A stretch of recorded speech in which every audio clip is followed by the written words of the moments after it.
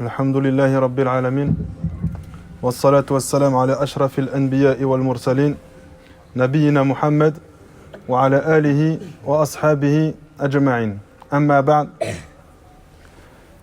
L'adoration du cœur que nous allons évoquer aujourd'hui, Inch'Allah Ta'ala, c'est At-Tawakkul, le fait de placer pleinement sa confiance en Allah Subhanahu wa Ta'ala. Car le serviteur, plus il va apprendre à connaître Allah de par ses noms, de par ses attributs, de par ses actes, plus il va immensifier Allah dans son cœur. Et lorsqu'un serviteur, il immensifie Allah dans son cœur, et que Allah prend toute la place dans son cœur, alors il va placer sa confiance en Allah subhanahu wa ta'ala dans l'ensemble de ses affaires. Que ce soit pour obtenir des choses de ce bas monde, ou pour obtenir les bienfaits de l'au-delà, il va avoir dans son cœur la certitude qu'Allah Azza wa Jal, c'est lui qui possède le bien, et c'est lui qui peut te faire toucher par un mal, ou te retirer de ce mal. Donc c'est lui qui élève, et c'est lui qui rabaisse.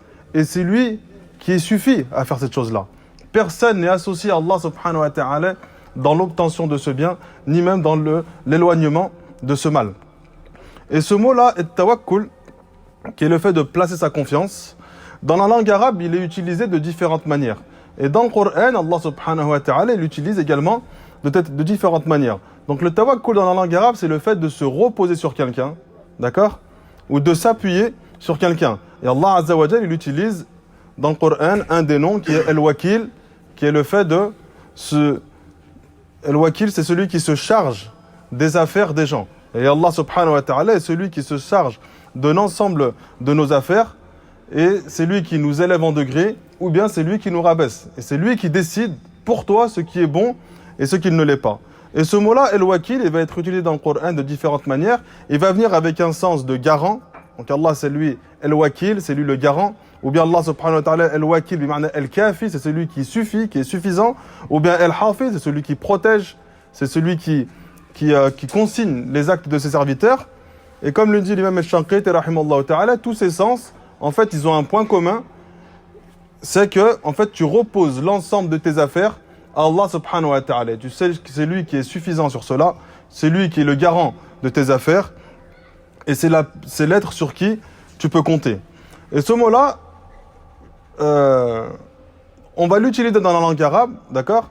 Le mot At-Tawakkul exclusivement pour parler d'Allah Azza wa Jal, pour parler de ta confiance en Allah. Nous, dans la langue française, étant donné que la langue française est un peu moins riche que la langue arabe, le mot confiance, on va l'utiliser de différentes manières. Donc, on va parler de confiance en Allah Azza wa Jal. On va dire à un frère, je te fais confiance, d'accord ? Et certains vont dire, on n'a pas le droit de dire à un frère, je te fais confiance. En fait, ce mot-là, quand tu dis à un frère, je te fais confiance, étant donné qu'en arabe, on va utiliser différents mots, et en français, on va le traduire par un seul mot. Et toi, quand tu dis à un frère, je te fais confiance, c'est pas la confiance qui est At-Tawakkul. C'est l'i'timad, le fait de t'appuyer sur quelqu'un, ou de compter sur quelqu'un, d'accord ?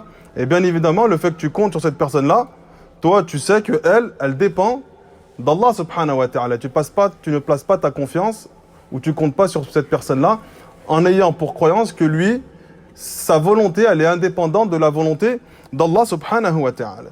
Et il y a un autre terme qui est souvent utilisé, c'est la confiance en soi, d'accord ? Qui va un peu dériver de cela. Et on entend des personnes qui interdisent le fait d'utiliser ce mot-là, qui est le fait d'avoir confiance en soi. D'accord ? Et c'est pas totalement faux. C'est pas totalement vrai en même temps. Donc on va essayer d'expliquer ce terme confiance en soi avant d'évoquer, Inch'Allah ta'ala, les points sur le tawakkul. Sur la confiance en soi, ce qu'il faut savoir, c'est qu'à la base, c'est un terme qui a été utilisé par les psychologues, psychothérapeutes ou autres. D'accord ? Ou les psychanalystes. Et eux, à la base, leur science, qui est ilm al-nafs, la science de l'âme, c'était une science qui n'était pas détachée de croyance en Allah Azza wa Jal ou de croyance en une force suprême, comme ils disent. D'accord ? Ou une force supérieure. Jusqu'à arriver à un temps où ils ont détaché, en fait, ils ont voulu détacher le spirituel de leur science à eux, qui est la science de l'âme. Donc, ils ont détaché le côté religieux. Et lorsqu'ils parlaient de confiance en soi, c'était une confiance en soi qui est totalement détachée de confiance en Allah Azza wa Jal. Donc pour eux, celui qui a confiance en soi, il va être capable de contrôler son destin. Il va pouvoir faire des choses et c'est lui qui va décider de la destinée qui lui est normalement prescrite. Et c'est dans ce sens-là où nous, on dit qu'on a pour interdiction d'utiliser le terme confiance en soi. Le prophète sallallahu alayhi wa sallam, dans une invocation, il nous dit « Wa la takilni li nafsi tarfata ayn » et ne me confie pas à moi-même, ne serait-ce que l'espace d'un clin d'œil. Donc le prophète sallallahu alayhi wa sallam, il demande à Allah de ne pas faire en sorte qu'il ait cette confiance en soi, qu'il soit détaché de confiance en Allah subhanahu wa ta'ala. Sauf que ce terme-là, confiance en soi, il a été réutilisé par peut-être des thérapeutes musulmans ou des musulmans de la masse, et ils disent aux gens, il faut que tu aies confiance en soi. Sauf que eux, quand ils ont utilisé ce terme, ils ne voulaient pas dire il faut que tu aies confiance en toi, mais que cette confiance en toi, elle est détachée de confiance en Allah, et que cette confiance en toi, elle va te faire prédestiner toi-même les choses pour ton avenir. C'est une confiance en soi qui va être liée à la confiance en Allah. Et comme il dit Cheikh Al-Asaymi, en fait, ils utilisent le mot confiance en soi pour dire, en réalité, c'est pour renforcer sa détermination, pour te donner du courage. C'est-à-dire pour que tu te forces à faire les choses et que tu aies la croyance, que tu aies la capacité de réussir, tout en ayant en tête que cette réussite, elle appartient à qui? À Allah subhanahu wa ta'ala.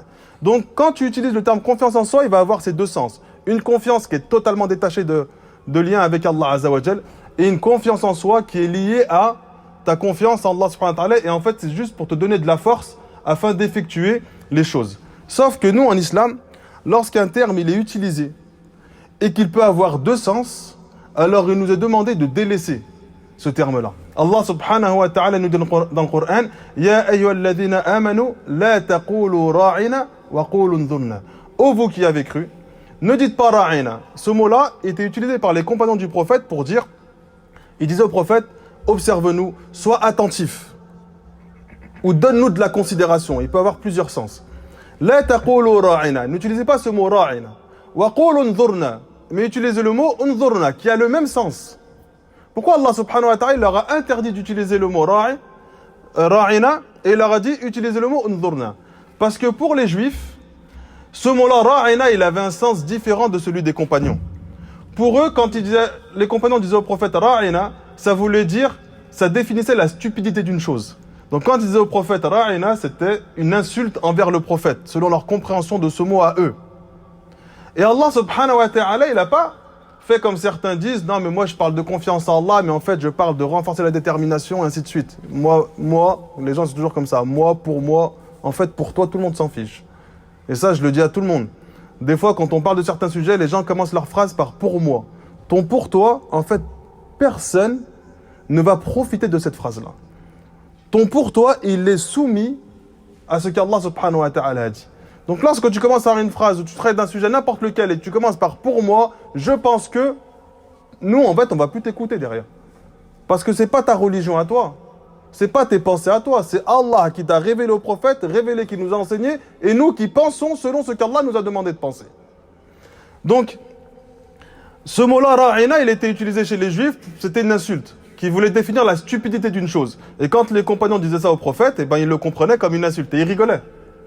Alors Allah il a dit wa qul undhurna, utilisez le mot undhurna qui avait la même signification chez les juifs et chez les arabes.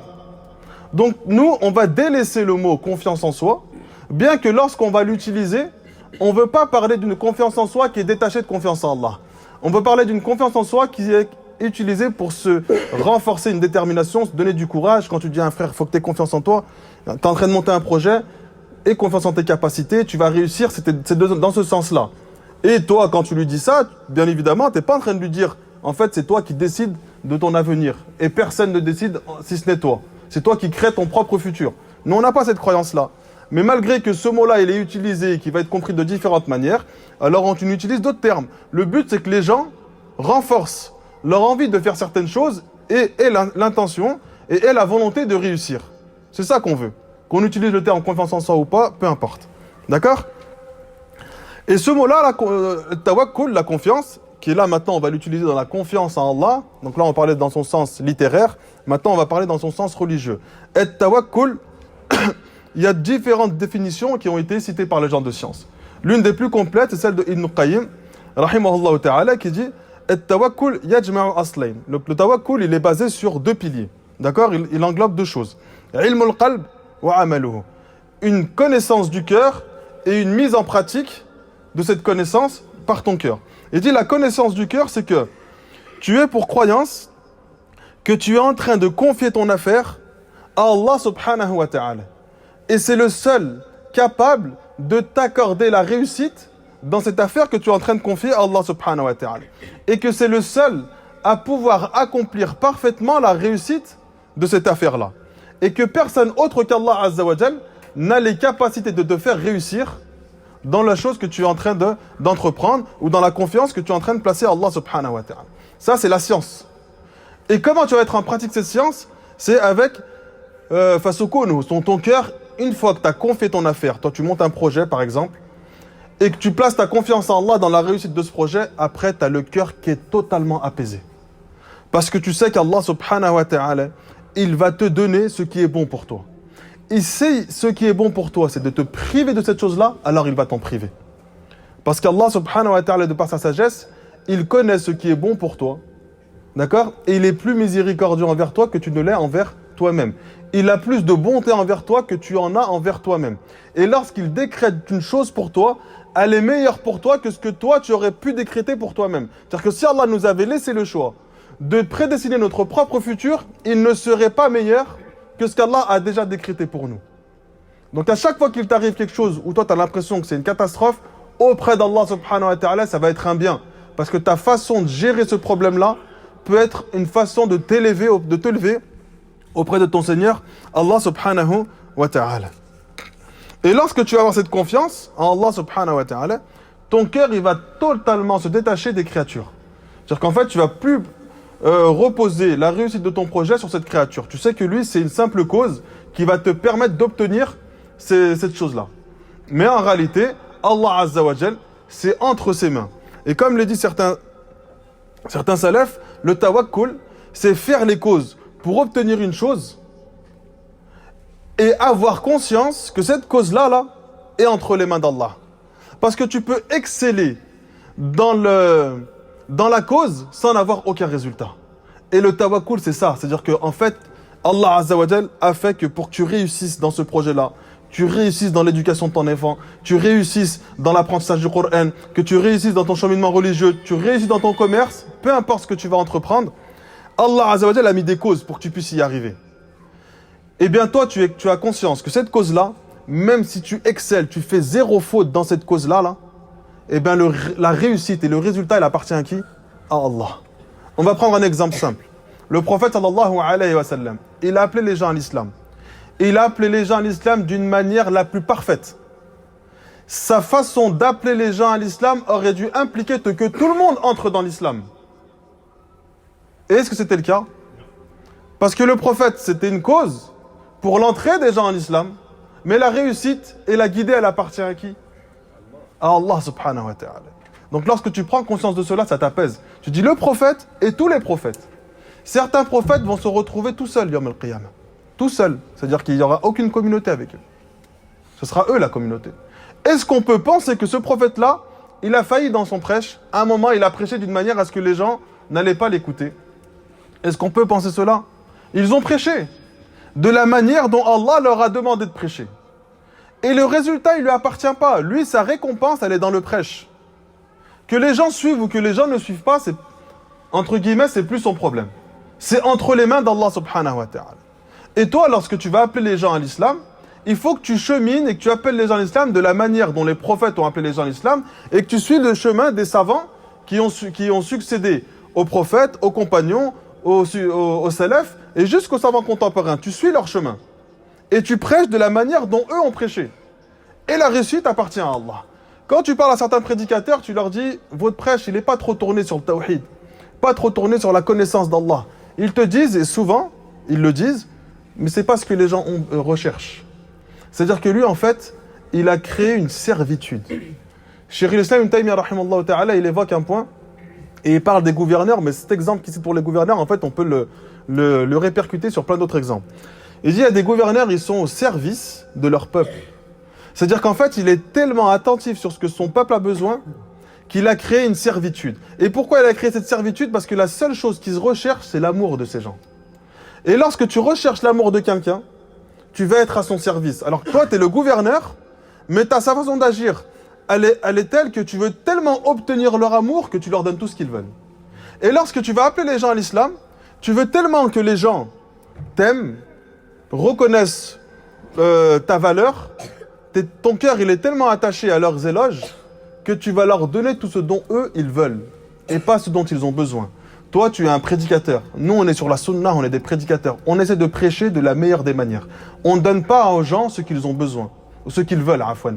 On donne aux gens ce qu'ils ont besoin de recevoir. Nous, on est censé voir le chemin qui nous mène au paradis. Il ne faut pas que tu chemines et que toutes les 5 minutes, tu te retournes, tu dis « Ah, il y a combien de personnes qui me suivent ?» Tu vas.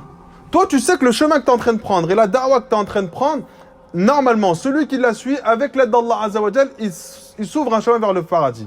Parce que toi, ta da'wah, c'est celle des savants, et la da'wah des savants, c'est celle de ceux qui ont précédé, et on remonte ainsi jusqu'au prophète Muhammad sallallahu alayhi wa sallam.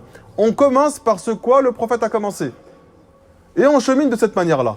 Et après, tu places ta confiance en Allah, c'est-à-dire ton cœur, il est parfaitement apaisé, et tu ne te préoccupes pas de qui te suit. Donc toi, ton cœur, il a une science certaine, c'est que la réussite de ta da'wah, par exemple, ou de n'importe quel autre projet, la réussite, elle appartient à Allah. C'est Allah Azza wa Jal qui te donne cette réussite. Une fois que tu as cette connaissance, ton cœur, il va s'apaiser. Parce que là, étant donné que tu sais que la réussite, elle appartient à Allah, toi, tu t'occupes de ce qui te regarde de toi. Prêcher les gens de la meilleure des manières. Monter un projet religieux, ou même de la vie de tous les jours, de dunya, tu le montes de la meilleure des manières. Et tu mets dans ton cœur qu'Allah subhanahu wa ta'ala, c'est lui qui va t'accorder la réussite de cette chose-là. Et l'imam Ibn Qayyim, rahimahullah ta'ala, il nous dit dans le Madarij al-Salikin, comment on peut obtenir ce tawakkul, cette confiance totale et parfaite en Allah Azza wa Jal. Il dit la première façon de atteindre ce niveau de confiance, c'est le fait de connaître Allah de par ses noms et de par ses attributs. Car plus tu vas connaître Allah, plus ton cœur va s'apaiser sur tout ce qu'Allah a décrété pour toi. Donc tu vas savoir qu'Allah Azza wa Jal, c'est lui qui est capable de toutes choses. Étant donné qu'il est capable de toutes choses, il est largement capable de te faire réussir. Donc s'il ne te fait pas réussir, c'est pour un bienfait bien précis. Peut-être que toi tu ignores. Mais auprès d'Allah Azza wa Jal, la raison pour laquelle tu ne réussis pas, c'est pour un bienfait bien précis. C'est pour t'enseigner. On a vu que parmi les noms d'Allah Azza wa Jal, on a Ar-Rabb, le Seigneur. Le Seigneur, il a dans son sens littéraire, c'est celui qui façonne les choses jusqu'à leur faire atteindre la perfection. Et le sens littéraire des choses, il est lié au sens religieux. Allah Azza wa Jal, il t'éduque de manière à te faire atteindre une perfection. Cette perfection humaine qui est en recherchée. On ne va jamais l'atteindre, la perfection qu'avait le prophète sallallahu alayhi wa sallam. Mais il t'éduque de manière à ce que tu deviennes meilleur. Et tout ce qu'il y a de bon ou de mauvais dans ta vie, c'est une forme d'éducation d'Allah subhanahu wa ta'ala pour que tu tires des enseignements de ce bienfait ou de cette épreuve pour te faire devenir meilleur auprès d'Allah subhanahu wa ta'ala. Donc de connaître Allah de par ses noms et de par ses attributs, et que la volonté d'Allah, personne ne peut s'y opposer. Donc s'il veut te faire obtenir une chose, il te fait obtenir, et personne ne peut le forcer à faire une chose. Donc tu es totalement apaisé de ce qu'Allah a décrété pour toi. Le deuxième moyen d'acquérir ce tawakkul, c'est le fait de prendre les causes qu'Allah a mis à notre disposition. Nous, on a pour croyance qu'on place notre confiance en Allah, mais Allah Azza wa Jalla a fait en sorte que pour obtenir quelque chose, on doit cheminer. Pour obtenir le paradis, on l'obtient par la miséricorde d'Allah, et cette miséricorde, on va la mériter en faisant des œuvres pieuses. D'accord ? Et peu importe la grandeur de l'œuvre ou la quantité d'œuvres que tu vas faire, c'est jamais suffisant en réalité pour obtenir ou pour contrebalancer tous les bienfaits qu'Allah a déversés sur toi. Mais on le fait. Et Allah, de par sa miséricorde, va nous ouvrir les portes et nous accorder le paradis. Donc nous, on fait les causes. Et on a pour croyance que lorsque tu excelles dans la cause, il est possible que tu n'aies pas de résultat. Parce qu'Allah, il veut t'éprouver. Mais on a aussi pour croyance que si tu as des manquements dans la cause, eh bien ce manquement dans la cause, il va te faire t'éloigner de ce résultat. Donc on excelle dans la cause et on laisse le reste entre les mains de notre Seigneur, Allah subhanahu wa ta'ala. Troisièmement, pour acquérir ce tawakkul, il faut que ton cœur il soit rempli de tawhid. Le tawhid, c'est que dans ton cœur, Allah, il surpasse toute chose. Il n'y a rien qui est au-dessus d'Allah. Il n'y a rien qui est l'égal d'Allah. Que ce soit dans tes œuvres ou dans ton cheminement dans la vie de tous les jours. Et plus dans ton cœur, ton tawhid, il est faible, et plus ton tawakkul, il est faible. Et Ibn Qayyim, rahimahullah ta'ala, il dit cela se reflète lorsque tu es touché par une épreuve, par une calamité. Il dit certaines personnes, d'apparence, ou plutôt il dit que certaines personnes, lorsqu'elles sont touchées par l'épreuve, elles se rendent compte, est-ce qu'elles ont une grande confiance en Allah Azza wa Jal ou pas. Et si t'as pas une grande confiance en Allah, c'est que ton tawhid il est faible. Parce que plus le tawhid il est fort, plus le tawakkul il est fort. Et il dit les personnes qui vont être touchées par des épreuves ou par des calamités, c'est là où elles vont se rendre compte s'ils ont une confiance en Allah qui est forte.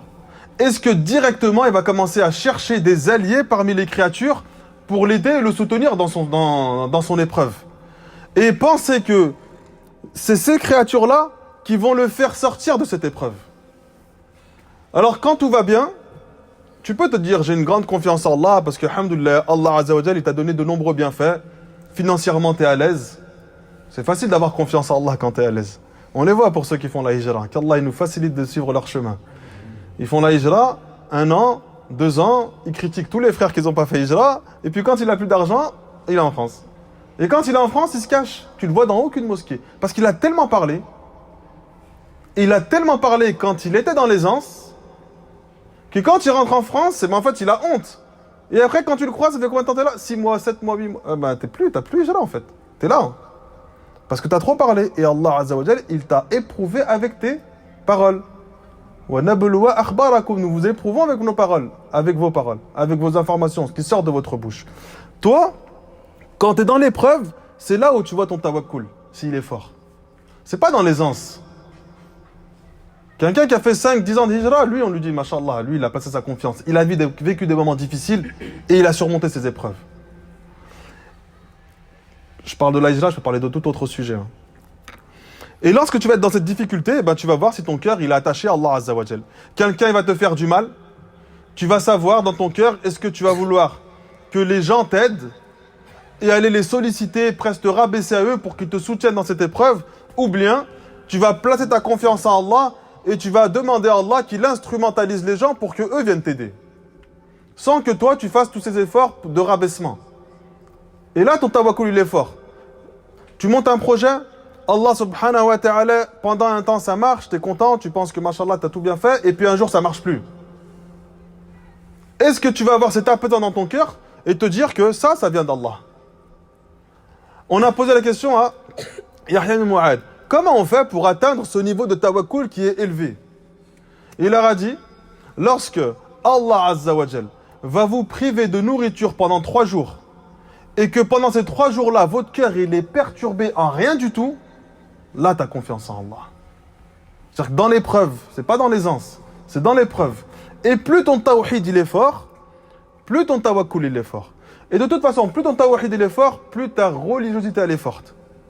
Et c'est pour ça qu'on insiste sur le tawhid de manière à ce que les gens mettent dans leur cœur l'immensité d'Allah Azza wa Jal et que Allah dans leur cœur surpasse tout. C'est-à-dire que même lorsqu'une peine te touche, une calamité te touche, Allah il est au-dessus de ça.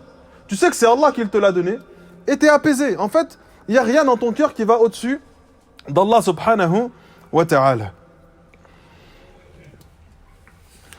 Et un autre moyen de concrétiser ce tawakkul, c'est d'être parfaitement satisfait de ce qu'Allah a prédestiné pour toi. D'accord? Celui qui n'est pas satisfait de ce qu'Allah a prédestiné pour lui, il n'a pas placé sa confiance en Allah. Celui qui pense qu'il doit recevoir plus de subsistance, parce qu'il a fourni beaucoup d'efforts et que normalement ces efforts-là auraient dû valoir qu'il ait tant d'argent. Je parle en argent parce que c'est ce qui nous parle le plus. Eh bien celui qui a ça dans son cœur, qui est quand même insatisfait, même s'il ne le dit pas avec sa bouche, qui a cette insatisfaction, eh bien lui il a un manque dans son tawakkul. Son tawakkul il n'est pas parfaitement concrétisé. Parce qu'en réalité, il pense qu'il aurait dû recevoir plus que ce qu'Allah Azza wa Jal a établi pour lui. Et cette satisfaction, c'est le plus grand bienfait et le plus grand fruit que tu vas récolter de ce tawakkul. C'est-à-dire que peu importe ce qu'Allah Azza wa Jal a décrété pour toi, ou t'a réservé comme subsistance, tu es satisfait de ce qu'Allah t'a donné. Et tu ne recherches pas plus que ce qu'Allah a décrété pour toi. Et Cheikh Saadi, rahimallahu ta'ala, il a donné une définition qui est l'une des plus complètes du tawakkul. Il dit, le véritable tawakkul, la véritable confiance en Allah Azza wa Jal, c'est que le serviteur soit conscient que l'ensemble de tes affaires sont entre les mains d'Allah Azza wa Jal. Et lorsqu'Allah décide d'une chose, cette chose est. Et lorsqu'Allah subhanahu wa ta'ala décide qu'une chose n'existera jamais, ou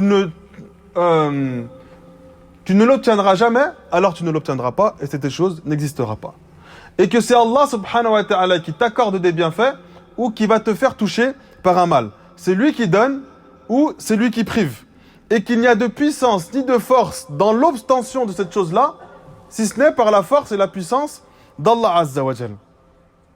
Et il a dit, une fois que tu as cette connaissance dans ton cœur, alors tu reposes ton cœur et tu confies ton cœur entre les mains d'Allah subhanahu wa ta'ala dans l'obtention de tout ce que tu recherches dans ce bas monde, ou même les choses qui sont religieuses. Et que tu passes ta confiance au fait qu'Allah Azza wa Jal, il t'éloigne de certains méfaits et il t'approche de certains bienfaits sans que tu n'aies fourni aucun effort pour cela. Et celui qui atteint ce niveau, alors c'est celui qui a une confiance en Allah subhanahu wa ta'ala des plus parfaites. Et l'imam Ibn Qayyim, rahimallahu ta'ala, il nous dit, et il nous évoque un point qui est similaire à celui de Cheikh Saadi. Il dit que le serviteur doit savoir qu'Allah ala kulli shay'in qadir, qu'Allah est capable de toutes choses. Et c'est lui le seul à avoir la gestion de son royaume. C'est-à-dire qu'Allah subhanahu wa ta'ala, les cieux et la terre lui appartiennent. C'est lui qui a la gestion de tout ce qu'il y a entre les cieux et la terre. Tout ce que tu convoites appartient à Allah. Et lorsque tu convoites une chose qui appartient à quelqu'un, libre à lui de te la donner ou de t'en priver. Eh bien, nous, on convoite des choses qui appartiennent à Allah subhanahu wa ta'ala. Donc déjà, il faut que tu aies dans ton cœur cette croyance-là. Et qu'Allah Azza wa Jal, il dit, il veut plus le bien du serviteur que le serviteur lui-même. Il dit, Allah Azza wa Jal, il est plus connaisseur de ce qui est bénéfique pour toi que ce que tu penses toi être bénéfique pour ta personne. Donc Allah Azza wa Jal, il sait exactement que s'il t'accorde cette chose-là, est-ce que ça va être un bien ou pas pour toi. Nous, avec notre connaissance qui est restreinte, on pense des fois que en obtenant cette chose-là, ça va nous permettre d'être plus à l'aise et dans notre dunya et dans notre religiosité. Mais Allah subhanahu wa ta'ala, il sait qu'en réalité, c'est le contraire. C'est en t'accordant ce bienfait-là qui va être la cause de ton éloignement d'Allah subhanahu wa ta'ala. Et il dit, Allah azza wa jal, arham minhu bi nafsi. Allah, il est plus miséricordieux envers son serviteur que le serviteur l'est envers lui-même. Il est plus bon envers son serviteur que le serviteur l'est envers sa propre personne. Et celui qui a cette connaissance, il va confier l'ensemble de ses affaires à Allah subhanahu wa ta'ala, sans être ni soucieux, ni angoissé de ce qu'Allah subhanahu wa ta'ala va faire de ses affaires. Bonne ou mauvaise, tu as une confiance et un apaisement total en ton Seigneur Allah subhanahu wa ta'ala. Et celui qui veut connaître la valeur du tawakkul auprès d'Allah subhanahu wa ta'ala, il lit le Coran. En lisant le Coran, il va s'apercevoir qu'Allah, il a lié cette adoration qui est tawakkul avec d'autres adorations qui sont les plus nobles et les plus aimées d'Allah subhanahu wa ta'ala.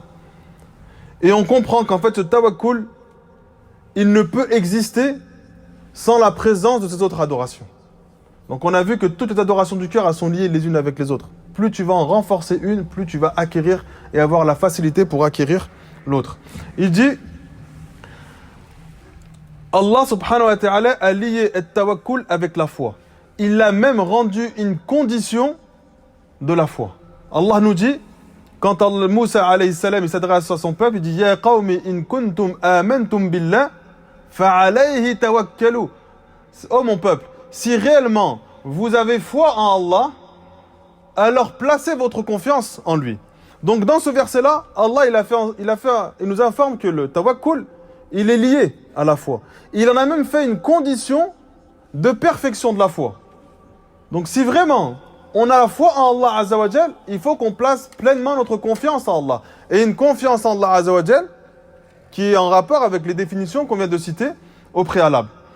Dans l'histoire de Banu Israël, Allah Azza wa Jal il cite un verset où il nous dit à la fin wa 'ala Allahi fatawakkalu in kuntum mu'minin. Et c'est sur Allah que vous devez placer votre confiance si vous êtes véritablement croyant. Si vous avez véritablement la foi. Donc Allah, il lie souvent et tawakkul avec la foi pour nous informer que ta confiance en Allah, il est lié à cette foi. Et plus ta foi elle est forte, plus ta confiance en Allah va être forte. Plus ta foi est faible, plus ta confiance en Allah est faible. Des fois, on voit des frères conseiller d'autres personnes qui ont une faible religiosité. Et il est en train de lui dire, il faut que tu places ta confiance en Allah. Parce que toi, tu es ignorant. Que sa faible confiance en Allah est due à sa faible foi. Donc, au lieu de lui dire « aie confiance en Allah », il faut que tu lui dises « aie foi en Allah ». Il faut que tu renforces ta croyance en Allah, il faut que tu renforces ton tawhid, et son tawakkul, il va se renforcer tout seul. Mais si tu fais le chemin inverse, tu renforces ton tawakkul, et en fait, sa foi, elle est basse. Il ne va pas réussir à être satisfait pleinement de ce qu'Allah a décrété pour lui, parce que justement, sa foi, elle est trop basse.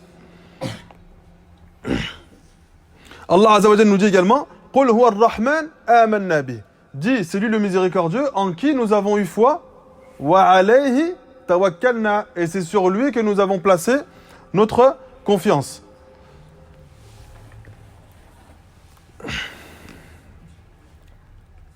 Ibn Abbas radiyallahu anhu, il nous dit « At-tawakkul ala Allah Azza wa Jalla jima'ul iman » Notre confiance en Allah est intimement liée à ta foi. Donc en fait, les sahaba, ils avaient compris. C'est pour ça qu'hier, on l'expliquait dans le cours d'hier, les sahaba, ils n'ont pas besoin qu'on leur explique tous les versets. En fait, le verset, ils le recevaient et ils le comprenaient avec le tafsir qui devait être compris. Et même les Arabes qui n'étaient pas musulmans le comprenaient de la sorte. C'est pour ça que le prophète, il leur a juste dit « Dites la ilaha illallah » et eux, ils ont compris l'ensemble de ce que ça impliquait. Sans que le prophète, il ait besoin d'expliquer. Non. Il leur a dit, dites la ilaha illallah, et ils ont compris ce que ça impliquait. Directement. Et ils se sont écartés et éloignés de cette parole-là. Mais nous, on arrive à une époque où on a besoin d'expliquer aux gens chaque chose. Donc tout ce qu'on est en train d'expliquer, les compagnons le comprenaient avec un verset. Parce que justement, le Coran, il a été révélé dans la langue arabe. Et eux, ils excellaient dans la compréhension de la langue arabe.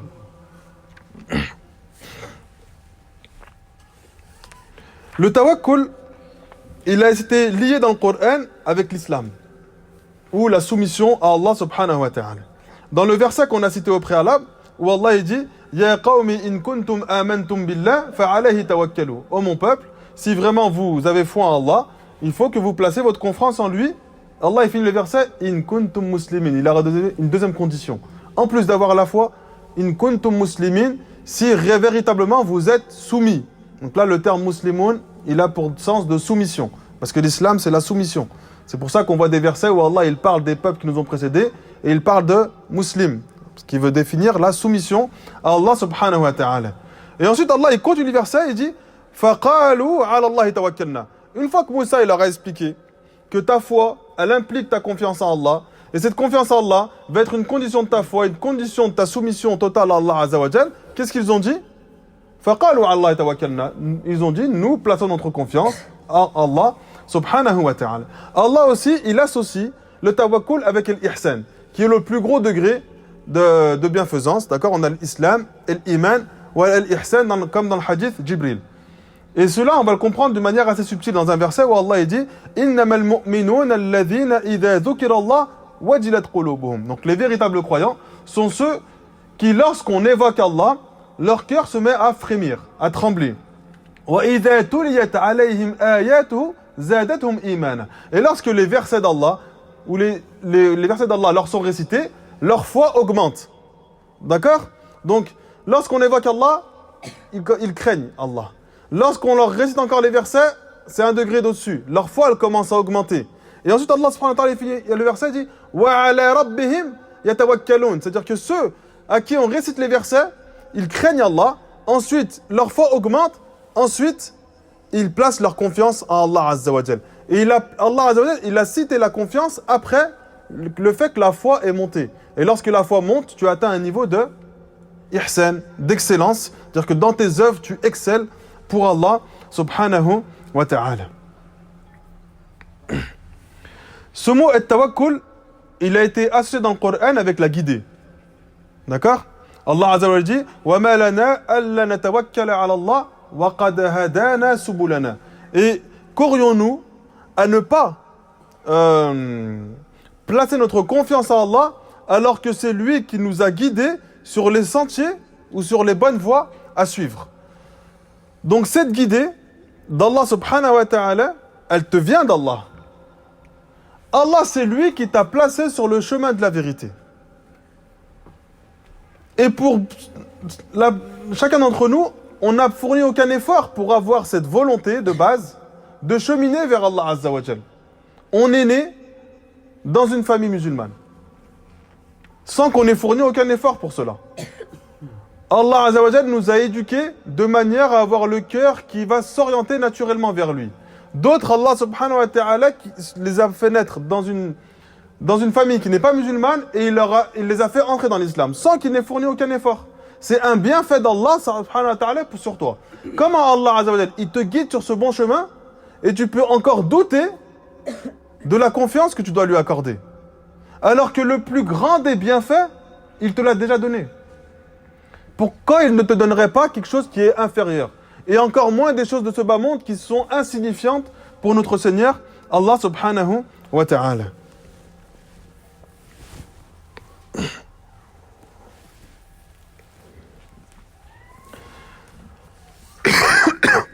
Ce tawakkul, il a été lié aussi dans le Coran avec at-taqwa, le fait de craindre notre Seigneur Allah Azza wa Jal.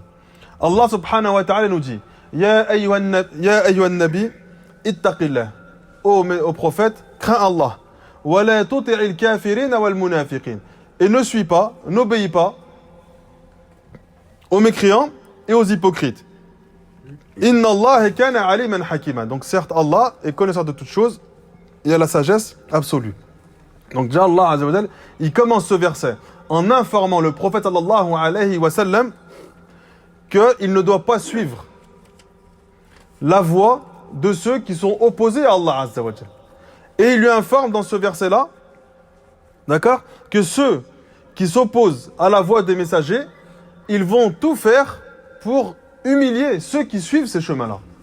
Donc c'est leur devoir. Des fois on voit des frères, ils s'offusquent que certains mécréants ou non musulmans parlent mal de l'islam. Mais en fait c'est son rôle. Tu t'attends à quoi? Qu'il fasse les éloges? C'est son rôle de mal parler de l'islam. Lui, il a décidé de s'opposer au message d'Allah et du prophète sallallahu alayhi wa sallam. Tu t'attends à quoi? Jusqu'à ce qui est encore plus étonnant, c'est que certains font des éloges de non-musulmans qui parlent bien de l'islam. En fait, t'as pas besoin de lui pour savoir que l'islam c'est la vérité. Ouais, tel chanteur il s'est converti, tel rappeur il s'est converti, tel footballeur il s'est converti. Quoi, c'est une preuve de la véracité de l'islam. C'est bien pour lui, alhamdoulilah, il fait partie de nos frères. Mais ne l'utilise pas comme si c'était une preuve de la véracité de l'islam. On n'a aucun doute sur ça. Ils peuvent tous ne pas se convertir, on sait que l'islam c'est la vérité. Et ne soyez pas choqués de ceux qui s'opposent à l'islam, surtout quand tu vis dans un pays qui n'est pas musulman. C'est quelque chose qui est normal, ne soyez pas étonnés. Vous voulez qu'ils mettent un tapis rouge jusqu'aux mosquées pour les tarawih, pour le Eid, pour tout? Il n'y a pas. Eux, ils appliquent des règles, dans leurs propres règles, il y a du deux poids, deux mesures, on le sait. Et souvent, c'est au détriment des musulmans. Mais Allah subhanahu wa ta'ala dans le Coran, il nous l'a informé cela. Il informe le prophète sallallahu alayhi wa sallam. C'est lui qui a subi les pires choses. Avant nous, c'est le prophète alayhi wa sallam et les compagnons. Et Allah subhanahu wa ta'ala, dans ce verset, il lui dit n'obéis pas à ces gens-là. Mais suis attentivement ce qui t'a été révélé de ton Seigneur. Inna Allah kana bima ta'maluna khabira. Certes, Allah est parfaitement informé de ce que vous faites. Ensuite, Allah, une fois qu'il lui dit ne les suis pas, mais suis le chemin de vérité, il enchaîne par quel verset? Wa tawakkal ala Allah. Et place pleinement ta confiance en Allah Azza wa Jal. Wa kafa billahi wakila. Et Allah suffit comme garant. Toi, ton devoir, c'est de cheminer. Et eux, leur devoir, c'est de t'empêcher de te cheminer. Place ta confiance en Allah subhanahu wa ta'ala de sorte à ce que tout ce qui va être manigancé contre toi ne va pas t'atteindre. Ou si ça te touche de manière à ce que leur mal n'est pas permanent. Parce que toi, tu as placé ta confiance en Allah. Ils ont fait une chose, ils ont dit une chose qui t'a blessé. Mais si tu places ta confiance en Allah, ce mal n'est pas permanent. Il va passer, il va glisser sur toi comme si de rien n'était. Parce que tu sais que le prophète a vécu ce que toi tu es en train de vivre. Encore pire encore. Et nous on chemine, on médite sur le Coran et sur les enseignements de notre prophète Muhammad sallallahu alayhi wa sallam. Et Allah, il nous informe que celui qui le craint, Allah va lui ouvrir des issues favorables. Celui qui craint Allah, Allah lui ouvre une issue favorable. Et il lui déverse sur lui sa subsistance par des moyens dans lesquels il ne s'imaginait même pas. Donc Allah Azza wa Jal, il nous informe que celui qui craint Allah, la conséquence directe de cette crainte d'Allah, c'est qu'Allah il va déverser sur toi une subsistance. Une subsistance que tu n'espérais même pas recevoir. وَمَنْ يَتَوَكَّلْ عَلَى اللَّهِ. Et ensuite Allah Azza wa Jal, il nous informe cela, après avoir cité la crainte, وَمَنْ يَتَّقِ اللَّهَ يَجْعَلْ لَهُ مَخْرَجًا وَيَرْزُقْهُ مِنْ حَيْثُ لَمْ يَحْتَسِبْ وَمَنْ يَتَوَكَّلْ عَلَى اللَّهِ. Et celui qui place sa confiance en Allah, فَهُوَ حَسْبُهُ. Donc celui qui place sa confiance en Allah subhanahu wa ta'ala, Allah lui suffit. Donc Allah Azza wa Jal, celui qui médite sur le Coran, il verra que le tawakkul, il prend une place importante dans ta vie parce qu'il est cité à de nombreuses adorations. Allah Azza wa Jal nous informe dans le Coran que les prophètes, avant d'invoquer Allah Azza wa Jal, ils affirmaient leur confiance totale en Allah. Allah subhanahu wa ta'ala nous dit dans l'invocation de Ibrahim, Rabbana alayka tawakkalna. Oh notre Seigneur, c'est sur toi et en toi que nous avons placé notre confiance. Wa ilayka anabna. C'est vers toi que nous venons repentants. Wa ilayka al-masir. C'est vers toi que nous revenons. Après il commence sa dua. Rabbana la taj'alna fitnatan.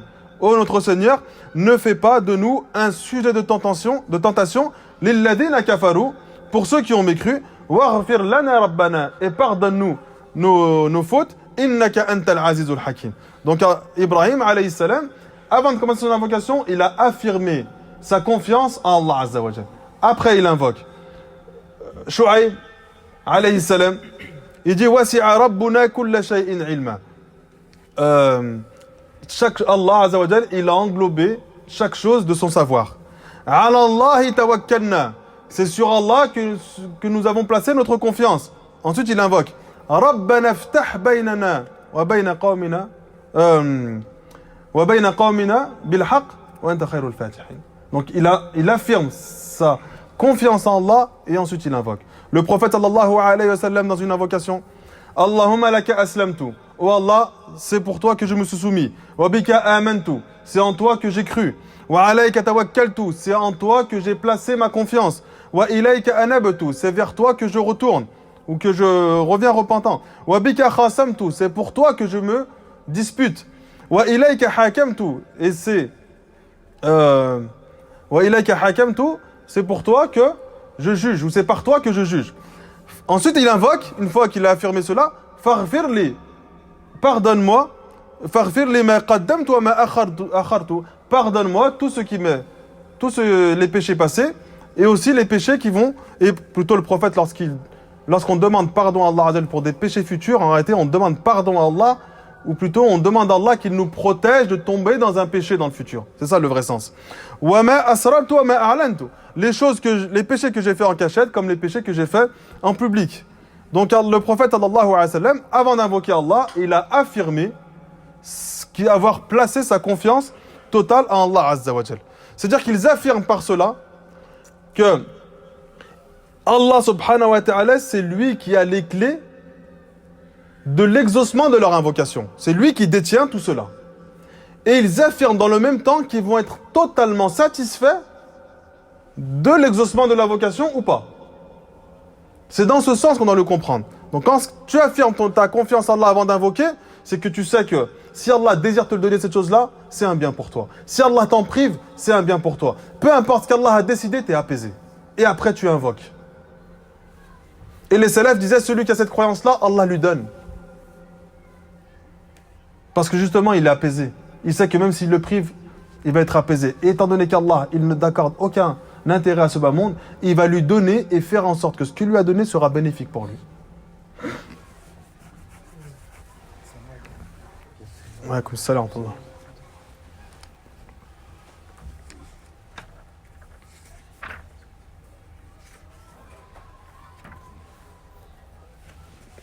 On finit dans 5 minutes, Inch'Allah, les frères. Allah Azza wa Jal, il a associé ce tawakkul avec la patience. C'est une chose qui a l'air évidente. Étant donné qu'avec tout ce qu'on a expliqué, forcément, étant donné que tu es apaisé, tu patientes sur ce qu'Allah subhanahu wa ta'ala va t'accorder ou pas. Tu ne t'empresses pas de voir ton invocation s'exaucer. Tu patientes. Si Allah subhanahu wa ta'ala te l'accorde, c'est un bien pour toi. Si Allah subhanahu wa ta'ala décide de t'en priver, tu sais que c'est un bien pour toi.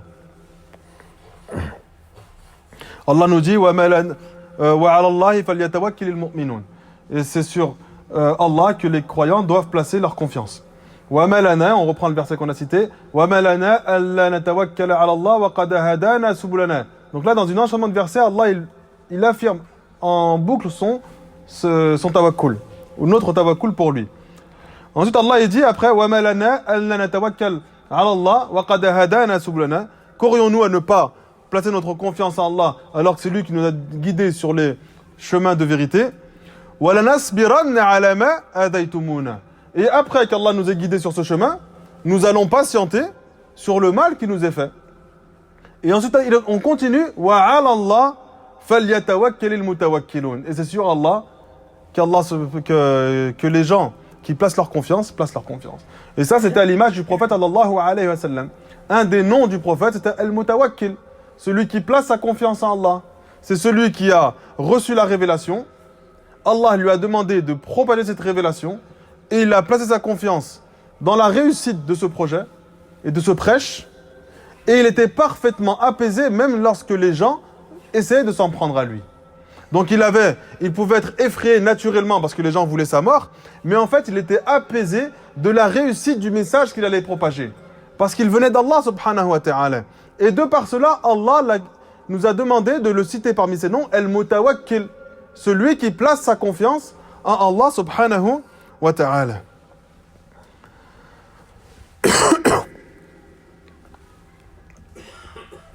Et celui qui est ainsi, Allah Azza wa Jalla va lui déverser de nombreux bienfaits dans ce bas monde, comme dans l'au-delà. Et cette richesse qu'Allah va te déverser, ce n'est pas simplement une richesse financière. Parce qu'il y en a qui te disent, mais regardez, lui il est pieux, mais il est pauvre. Qui t'a dit que la richesse et que la subsistance étaient forcément liées à l'argent?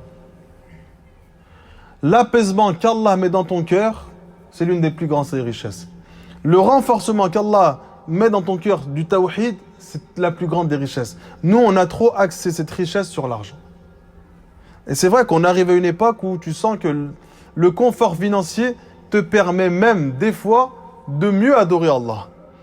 Et il y a un livre qui a été écrit et qui évoque des histoires de salaf. Donc déjà, à l'époque des salaf, certains disaient que l'argent te renforce religieusement. Certaines personnes, et nous je pense qu'à notre époque, on est presque tous concernés par cela, lorsque tu es à l'aise financièrement, en fait tu es apaisé. Parce que tu manques de rien dans ta dunya. Et cet apaisement, il te permet de cheminer vers Allah Azza wa Jalla. Par contre, celui qui est apaisé, qui pense qu'il est en train de cheminer vers Allah, mais en fait, il n'apprend pas les bonnes choses religieuses, lorsqu'il va être touché par une épreuve, il va se rendre compte qu'en réalité, ce cheminement religieux, c'était qu'une façade. Mais son cœur, il est vide de tawhid. Il a une faible foi. Dès qu'il est touché par une épreuve, il a l'impression que tout s'effondre autour de lui. Parce qu'en fait, cet apaisement financier t'a fait croire que tu étais fort religieusement. Et l'épreuve te fait savoir, est-ce que réellement tu es fort religieusement ou pas. Donc ne soyez pas dupés pour ceux qui ont les moyens financiers et qui arrivent à cheminer, alhamdoulilah, vers Allah Azza wa Jal. Ne soyez pas dupés par cela en pensant que vous êtes fort. Il faut toujours continuer d'adorer Allah. Parce qu'en fait, c'est ton confort qui te fait croire que tu es fort. Mais lorsque tu es touché par l'épreuve, à ce moment-là, tu t'aperçois qu'en réalité, tu n'es pas si fort que ça. Mais à notre époque, on a ce ressenti. Donc celui qui a ce ressenti, c'est naturel.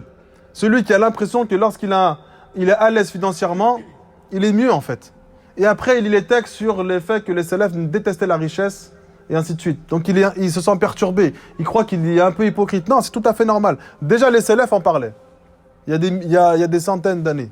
Nous, on est déjà dans une époque où l'argent prend une place importante dans nos vies. Donc c'est normal que tu aies ce ressenti. Mais ne sois pas dupé par cela. Sois attentif au travail du cœur, de sorte à ce que si on t'enlève tout ça, ça ne te dérange pas. C'est ça la véritable richesse. C'est que peu importe ce que tu possèdes, tu n'es pas dérangé. Si tu possèdes rien, ça te fait rien. Si tu possèdes beaucoup, ça te fait rien. Et si on t'enlève ce beaucoup, ça te fait rien. Ton cœur, il n'est pas attaché à cela. Toi, cette richesse-là, financière, tu es content parce que ça va te permettre de moins travailler. Tu sais que si tu travailles moins, tu peux plus adorer Allah, tu peux plus donner ton temps pour le Coran, pour faire des adorations ou autre. Tu sais ça. Mais tu n'es pas attaché à cela. Si on t'en prive, alhamdoulilah. Mais ne soyez pas, parce que beaucoup de frères posent cette question-là, et sont un peu perturbés. C'est normal que tu ressentes le besoin d'avoir un confort financier. Parce que tu as envie d'adorer Allah Azza wa Jal. Nous, on travaille 8 heures. C'est trop, subhanallah. Comment tu veux adorer Allah Azza wa Jal? Comment tu veux apprendre? On peut pas. On peut pas. Les frères, ils me disent, ouais, est-ce qu'on peut faire tel cours? En fait, je peux pas et travailler, et préparer les cours, et faire le tarawih, et faire ça. On peut pas. Nous, on n'aime pas les frères qui gagnent leur vie avec la religion. Hein, ça nous dérange. Si on voit un frère qui fait un projet religieux et qui, dans le même temps, il gagne sa vie, on le critique. Mais après, si ce frère-là, qui a les compétences de faire des choses qui vont être profitables aux musulmans, travaille, et qu'il n'arrive plus à faire, et ben on le critique. Ouais, mais pourquoi tu fais pas? Ben en fait, il faut que je nourrisse ma famille. Quand je le fais religieusement, eh ben vous participez pas au projet. Parce que ça vous dérange. Vous avez l'impression que la personne fait ça pour utiliser la religion pour gagner sa vie. Mais quand on va travailler et qu'on peut plus faire justement les cours, eh ben ça vous dérange. Donc celui qui a un cœur fort, il ne calcule pas ce que les gens disent. Il avance. T'aimes bien, t'aimes pas, va écouter quelqu'un d'autre. C'est la règle. C'est vrai ou pas? Ça dérange les gens quand tu leur dis ça.